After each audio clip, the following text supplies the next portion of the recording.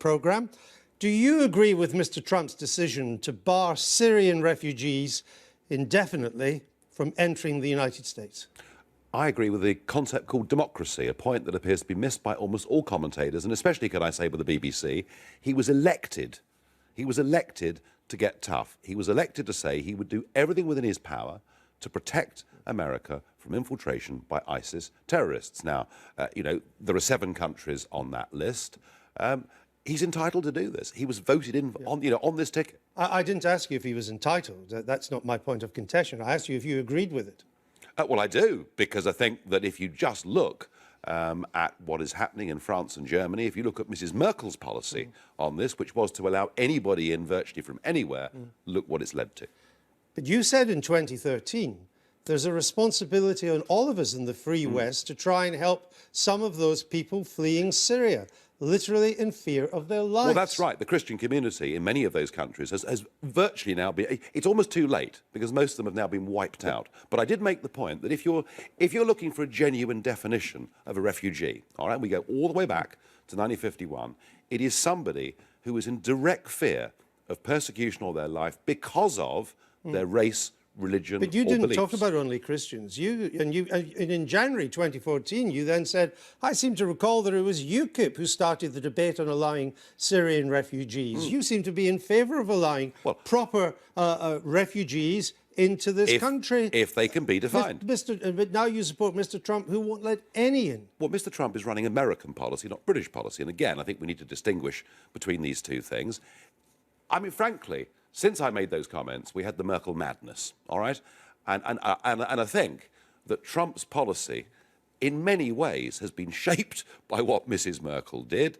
He's fully entitled to do this. And as far as we're concerned, in this country, yes, I would like to see extreme vetting. Since 9/11, and including 9/11, can you name any terrorist event in the United States that has involved refugees who have been allowed into the country? No, in fact, the terrorist events that have happened in America have been US citizens who've been radicalised whilst in America. Not refugees? No.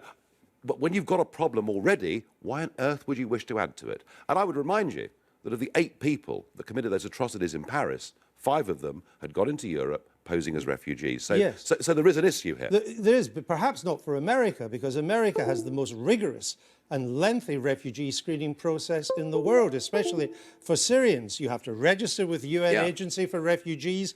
That agency then recommends certain names to America. They then have to go through biometric screening, database screening, intelligence screenings, including 4 separate intelligence agencies screen you. Each one not allowed to talk to the other. Only one, if one comes out against you, you don't get in. Indeed, you're banned for life. How more rigorous would you want it to be? It's much more rigorous than we are, or the rest of Europe is. So what's the need for a ban? This is why we have elections, Andrew. We have elections so that voters can make choices. And they voted for Donald Trump to become president. And he said he would put bans in place and then move towards extreme vetting. Now, as far as Syria is concerned, he's made that decision. But that's what he was voted in for. And I really can't quite understand. I'm asking how, since you know him, you've met him, you're a confidant of his, I'm testing you on the logic of it. Not that he's democratically elected. I'm not asking you about that. The logic I'm trying of it to get the case, particularly since if you take the 7 countries on which the ban applies for 90 days, again, of these 7 countries, its citizens have not been involved in terrorist attacks in the United States. And, of course, it would be a mistake to say that it's just Muslim countries, because the biggest Muslim countries in the world, of course, have not been included in this. Look, the point is, they have made this assessment. They've bought themselves 90 days to think about the policy. This is exactly what Trump's voters would have wanted him to do. You once said that the president's rhetoric on Muslims and immigration made, quote, even you feel, quote, very uncomfortable. Because he started off by saying there would be a total ban, as if it was forever, and he then amended it to say that there would be some vetting. Now, as far as Syria is concerned, my guess is that what he's going to do is to try and genuinely help Syrian people, and he will be talking about the creation of some safe zones. Let's see. Oh, he hasn't. But that was taken out of the executive order. Well, we will see. We will see. I suspect something like that is coming down the track. What advice did you give to the president and his advisors ahead of Theresa May's visit? that I wanted us to talk about trade, and that I wanted to give the Prime Minister the impression that actually, when she's been surrounded for a whole career by civil servants and politicians who say that everything takes 5 years or 7 years or 10 years, to make it clear to the Prime Minister that actually, if there's will, these things can be done quickly. But isn't there a great danger for a British Prime Minister who has to deal with the President of the United States? Realpolitik, I understand that. But to ally herself so closely with such an unpredictable, such a controversial president, banning Muslims in certain ways and refugees, building a wall with Mexico, threatening trade wars with other countries, thinking of ending sanctions against Russia? I'm really missing something here. What is controversial about defending the Mexican border? I mean, Bill Clinton spoke in very tough terms about this. George Bush built 600 miles of fence, and because it's Trump, there's uproar. I find this extraordinary. So you think there's no risks for a British Prime Minister in being the best friend of this particular I think there is president? absolutely no risk in putting together a trade deal, and there is absolutely no risk in her being the bridge between America and the rest of NATO to say to NATO members, if you don't pay your 2%, he's serious. So no, on those things, there's no risk at all. It was clear from her Lancaster House speech that the Brexiteers in the government had won pretty much every argument in terms of the negotiations to come out.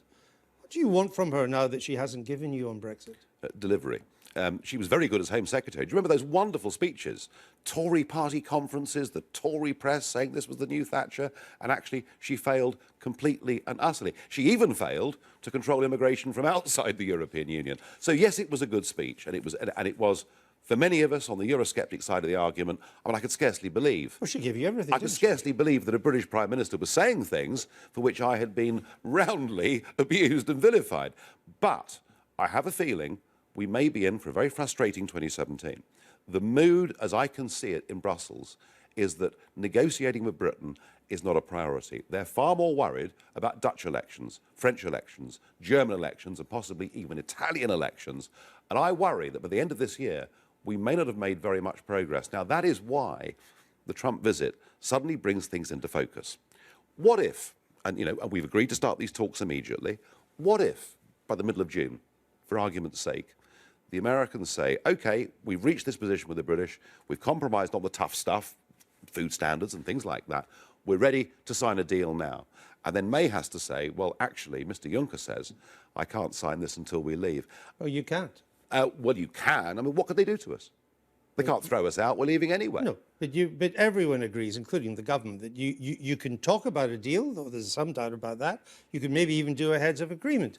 But you cannot sign a treaty until we've left the EU. Well, let me predict that by the end of this year, we will find a European Union who frankly don't want to talk to us, and we'll find countries all around the world that want to get on and do things. And that is going to be, I think, the big tension for May over the course of this year. But if the Prime Minister is giving you everything you want on Brexit, I take the point about delivery, but at least you agree that she is trying to get, from your point of view, the right things. If she does deliver on that, if she gets Brexit on the terms of which you approve, what's the point of UKIP? Oh, you could argue that about any political party. Parties are formed, and if we've achieved, the goal that we set out to achieve, there are right now out there 4 million people who are absolute UKIP loyalists. They are delighted that by voting UKIP, we got a referendum. They'll be even happier if they see us leave the European Union. And I think there is still a huge gap in British politics for a party that says it as it sees it, is unafraid by political correctness, and is seen to be on the side of the little people. And that's why, with the Labour Party as fundamentally split, and it really is, totally split, over this European question, I think UKIP's in good shape. Well, that proposition will be put to test at the Stoke Central by-election. It's one of UKIP's best prospects in the country, however you cut it. Some people call it the capital of Brexit. Labour's in chaos over Article 50, as you've pointed out. It's picked a candidate to fight Stoke Central who's described Brexit as a pile of merde, I use the French word. The Tories don't seem to be trying. They've got their eyes on Copeland. If your successor, Paul Nuttall, who is fighting this seat, if he can't win the Stoke by-election, there's not much hope for you, is there? Well, I think he will. I've always been told never make predictions, but I like making predictions. I think Paul will win Stoke. And if he doesn't? If he doesn't, it'll be tough. If he doesn't, we'll still have our 4 million loyalists. If he does, then we can actually see that Labour are beatable in their heartlands, and I think UKIP will be off to the second very big stage of its history. Nigel Farage, thank you for being with us.